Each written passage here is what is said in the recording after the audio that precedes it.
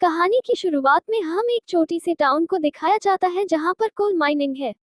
वहां पर coal mining का जो पार्टनर है जिसका नाम सुकमन है, वो अपने बेटे के साथ काम करने के लिए आता है। तभी उसका बेटा कहता है कि मैं अपने टूल्स घर पर ही भूल गया। और जब वह अपने टूल्स लेने के लिए वापस जा रहा होता है तभी उसे क्रिएचर खींच लेता है। सुकमन अपने बेटे को बचाने की कोशिश करता है लेकिन वो क्रिएचर उसके ऊपर हमला करके उसे जमीन पर गिरा देता है। इसके बाद हमें उस क्रिएचर के चीखने की आवाज सुनाई देती है जो कि बहुत ही भयानक है। दरअसल यहाँ पर माइनिंग होती है। इसका मतलब यह है कि वो क्रिएचर जमीन की गहराइयों से ऊपर आया था जो सुकमन के ऊपर हमला करके उसे पैरालाइज करके उसके बेटे को अपने साथ ले गया।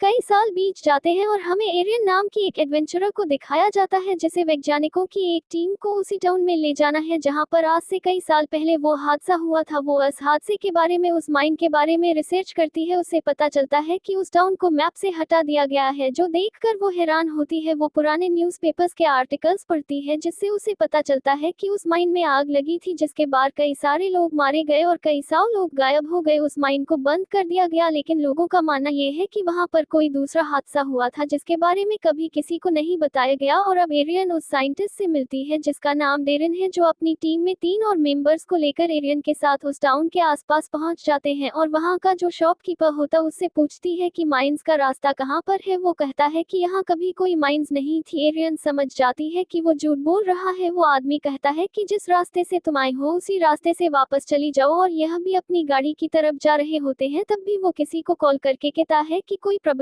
है। और अब एरियन अपने साथियों के साथ माइन की तरफ बढ़ रही होती है। वो देखती है कि कोई कार उनका पीछा कर रही है, इसीलिए जानबूझकर वो माइन की तरफ ना जाकर वापस जाने वाले रास्ते की तरफ बढ़ जाती है।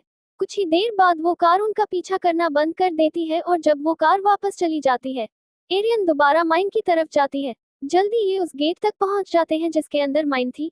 इस जगह को पूरी तरह से छोड़ दिया गया है। गेट पर हाई वोल्टेज करंट होता है, जिसका मतलब ये है कि कोई नहीं चाहता कि इस गेट के अंदर कोई भी जाए। लेकिन एरियन एक पेड़ के सहारे अपने सभी साथियों को अंदर ले जाती है। रात होने पर ये एक जगह बैठ जाते हैं जहां पर डेरियन कहता है कि पहले यहाँ पर एक टाउन था जो अचानक से गायब हो गया। जरूर यहाँ पर कोई बड़ा हादसा हुआ होगा। लेकिन उसके साथ जो दूसरा साइंटिस्ट होता है वो कहता है मुझे लगता है अमेरिकी सरकार यहाँ पर कोई रिसर्च कर रही थी जिस दौरान एक बड़ा हादसा हुआ, जिस हादसे की वजह से कई लोग मारे गए। अमेरिकी सरकार ने झूठी खबर फैला दी कि यहाँ पर आग लगी थी, लेकिन सच्चाई कुछ और ही है और हमें उस सच्चाई का पता गहराइयों में ले गया था। और अब जब ये माइंस के आसपास होते हैं तो ये देखते हैं कि ग्रिल्स वहां पर अंदर की तरफ मुड़ी हुई हैं, जिससे समझ जाते हैं कि वो साइंटिस्ट इसके अंदर गए हैं। और जब ये आसपास देख रहे होते हैं तभी वो क्रिएचर इनके एक साथी को खींचकर अपने साथ ले जाता है। लेकिन रात का अंधेरा होने की वजह से ये अंदर नहीं जाते हैं। ये किसी भी कीमत पर उन 5 को वहां से निकालना चाहते हैं। अब अगली सुबह हमें एरी और डेरिन और उसके तीनों साथियों को दिखाया जाता है जो लगातार आगे बढ़ते चले जाते हैं। तभी ये देखते हैं कि एक जगह जमीन के नीचे से धुआं निकल रहा है। ये उसके सैंपल लेने की कोशिश करते हैं, लेकिन तभी वो कार जो एक दिन पहले इनका पीछा कर रही थी इन्हें वहां आसपास नजर आती है।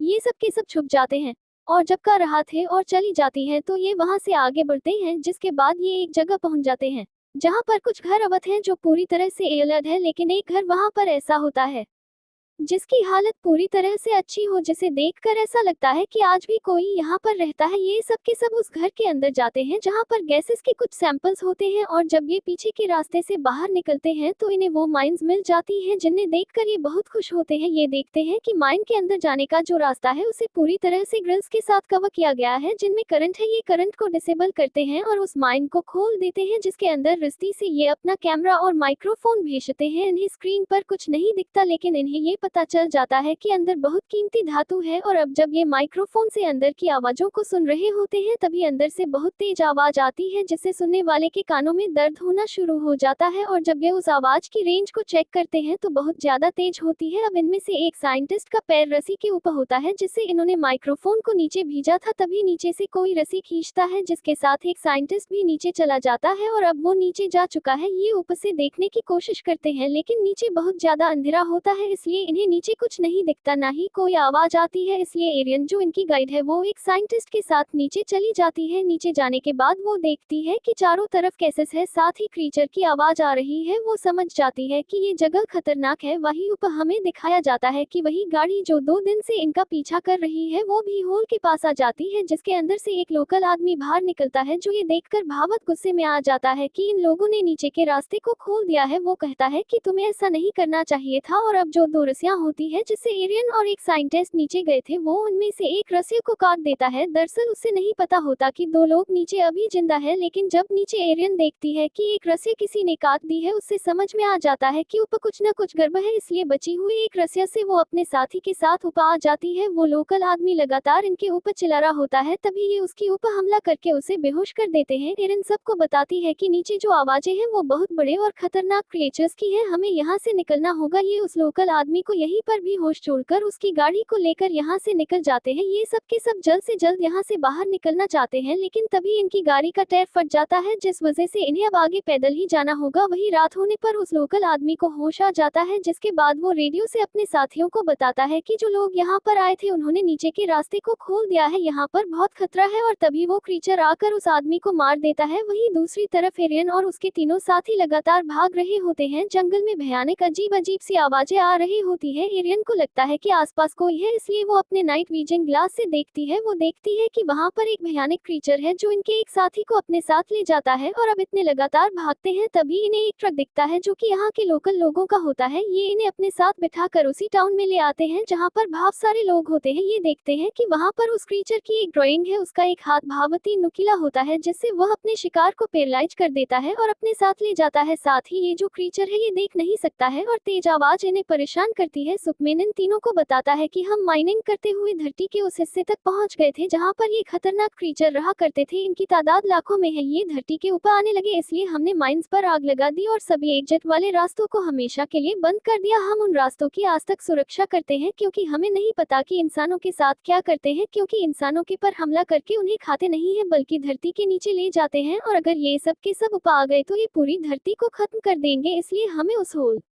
को बंद करना होगा जिसे तुमने खोल दिया है। इन्हें समझ में आ जाता है कि इनसे कितनी बड़ी गलती हुई है, इसलिए एरियन, टेरन और इनके साथ जो तीसरा साथी होता है टाउन के एक आदमी और लड़की के साथ उस जगह को बंद करने के लिए निकल पड़ते हैं। लेकिन इनके आसपास बहुत सारे क्रचर्स होते हैं, इसलिए टाउन का जो आदमी होता है वो कहता है कि तुम यहाँ से निकल जाओ, मैं इन्हें रोकता हूँ। जिसके बाद वो अपने आप को सेक्रीफाइस करके इन सबको भागने का मौका देता है। ये चारों के चारों भागकर एक घर के अंदर आ जाते हैं, लेकिन आसपास अब भी वो क्रचर्स है। उस घर में नीचे टनल तक जाने का एक रास्ता है। ये सब के सब नीचे चले जाते हैं, वहाँ पर भी क्रचर्स होते हैं। टाउन की जो लड़की इनके साथ होती है वो कहती है कि तुम सब के सब यहाँ से निकलो, मैं इन्हें अपने पीछे लगाती हूँ। और वो क्रचर्स को डेवर्ट करने के लिए एक तरफ चली जाती है, पर अब भी क्रचर्स भी इनका पीछा कर रहे होते हैं। इसलिए एरियन और डेरन के साथ जो तीसरा साइंटिस्ट होता है वो कहता है कि अब मुझे ही कुछ करना होगा। वो ग्रेनेड निकालता है, तभी क्रचर उसके ऊपर हमला कर देता है। ग्रेनेड फटने की वजह से उसके ऊपर जख्मी हो जाता है, जिसके बाद क्रचर उसे अपने साथ ले जाता है। जो देखकर डेरन हताश हो जाता है। उसे समझ में आ जाता है कि अब इन्हें कोई नहीं बचा सकता, इसलिए वो एरियन से कहता है कि मैंने तुम सबसे झूठ कहा था, मैं यहाँ पर किसी रिसर्च के लिए नहीं बल्कि एक बहुत बड़ी कंपनी के लिए कोल ढूंढने के लिए आया था। मेरी वजह से इतने लोगों की जान चली गई। और वो वहीं पर बैठ जाता है। एरियन कहती है कि मैं बाहर जाने का रास्ता ढूंढ कर आती हूँ, तुम यहाँ से कहीं मत जाना। और वो यहाँ से आगे निकल जाती है। उसे बाहर जाने का रास्ता मिल जाता है, लेकिन तभी एक क्रीचर उसके ऊपर हमला करके उसे कुछ वक्त के लिए पैरालाइज कर देता है। और जब उसकी आंख खुलती है तो वो एक राफ्ट पर होती है। उसके सामने क्रीचर भी है जो उसे अपने साथ कहीं ले जा रहा है। साथ ही टाउन की उस लड़की की बूढ़ी भी वहाँ पर होती है जो इनके साथ ही यहाँ पर आई थी। और अब वो क्रीचर इन्हें एक दूसरे बड़े क्रीचर के पास ले जाता है, जहाँ पर डेरन और इनका वो साथी जिसे जंगल में क्रीचर ने पकड़ लिया था वो दोनों जिंदा होते हैं। यहाँ पर जो बहुत बड़ा क्रीचर है उसका काम है इंसानों को खाना और बच्चे पैदा करना। दरअसल धरती की गहराइयों में रहने वाले ये ऐसे क्रीचर हैं जिनके बारे में इंसानों को अब तक कुछ पता नहीं था। ये एंट्स की तरह कॉलोनीज में रहते हैं और अपनी तादाद बढ़ाना चाहते हैं। जिसके बाद वो बहुत बड़ी क्रीचर एरियन और डेरन के साथी को खा जाती है। जिसके बाद एरियन की बारी आती है, लेकिन उसके पास एक ग्रेनेड होता है, जिस ग्रेनेड को वो उस क्रीचर की मुझ के अंदर डाल देती है और उसके पेट में एक ब्लास्ट होता है, जिस रस्सी से एरियन पहले ऊपर चढ़ती है और उसके पीछे डेरन पर अब भी क्रीचर हैं जो इन्हें पकड़ना चाहते हैं। डेरन को समझ में आ जाता है कि ये दोनों बचकर यहाँ से नहीं निकल सकते हैं, इसलिए वो एरियन की जान बचाने के लिए अपनी रस्सी काट देता है। जिसके बाद सभी क्रीचर उसे मार देते हैं। एरियन ऊपर पहुंच जाती है जहाँ पर पहले से टाउन के लोग होते हैं और जब वो बाहर आ जाती है तो उसके बाद जो भी क्रीचर बाहर निकलता है ये उसे जला देते हैं और एक बार फिर से उस दरवाजे को हमेशा के लिए बंद कर देते हैं जो एरियन और उसके साथियों ने खोल दिया था। यानी कि अब खतरा टल चुका है। सुकमेन एरियन से कहता है कि तुम्हारे पास दो रास्ते हैं, या तो तुम यहाँ से जाकर जो कुछ तुमने यहाँ पर देखा उसके बारे में दुनिया को बता सकती हो, या दूसरा रास्ता ये है कि तुम यही हमारे साथ इस टाउन में रहो और इन क्रिएचर से पूरी दुनिया की रक्षा करो। हम हमेशा इन गेट्स की रखवाली करते हैं। एरियन तय करती है कि वो यहाँ से नहीं जाएगी और इन लोगों के साथ मिलकर इन गेट्स की देखभाल करेगी कि कोई भी क्रिएचर दोबारा बाहर ना आए। और इसी के साथ यह फिल्म, ये कहानी यहीं पर खत्म हो जाती है। उम्मीद करते हैं कि यह कहानी